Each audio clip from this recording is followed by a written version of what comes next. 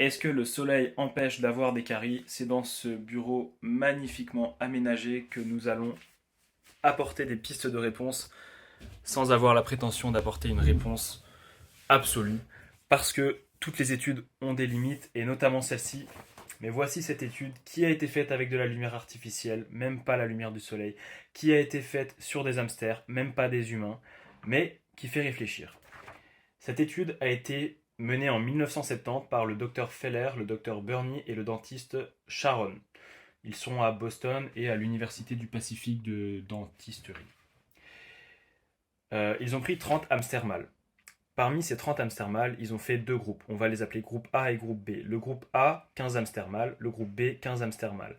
Dans le premier, pardon, dans les deux, ils les ont exposés 12 heures par jour à un type spécifique de lumière. Pour le groupe A, cette lumière, qui était entièrement artificielle malgré tout, était composée de toutes les longueurs d'onde et des ultraviolets, toutes les longueurs d'onde de la lumière et en particulier des ultraviolets. Comme vous le savez, les ultraviolets, c'est une lumière qui est invisible sous 380 nanomètres.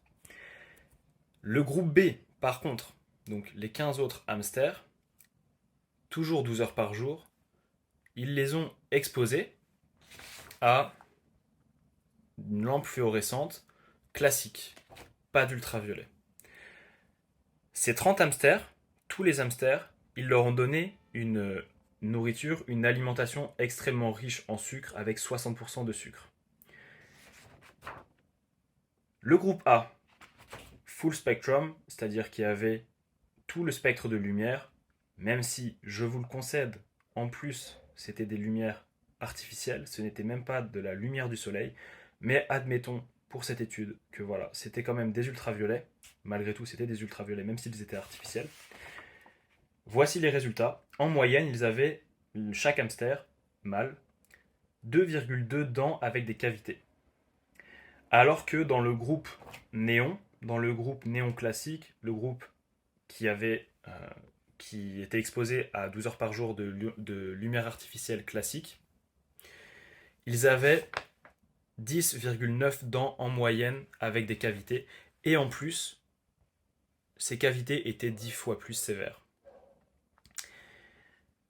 Enfin, il y a eu un effet bénéfique qui a été remarqué sur la maturité sexuelle du groupe A. Le groupe A, qui a été exposé aux ultraviolets, avait une maturité sexuelle 5 fois meilleure que le groupe B. Donc, je ne veux pas sauter sur les conclusions, je ne suis pas ce genre de gars. Encore plus que ça a été fait avec des lampes artificielles. Mais juste, et encore une fois, on écoute notre bon sens. La santé globale des gens, instinctive, tout le monde le sait, tout le monde le sent, est meilleure quand ils sont exposés naturellement, progressivement au soleil et quand ils ne sont pas découplés de leur cycle lumière-obscurité et de leur cycle de température, qui dépendent d'ailleurs des cycles de lumière-obscurité. À partir de ce moment-là, c'est pas parce que la bouche renferme les dents et que vu que les dents sont enfermées dans la bouche, que les dents sont décorrélées de la santé, que les dents sont décorrélées de l'exposition au soleil. Donc, une étude toute simple qui appuie le fait que pendant la journée, il faut sortir.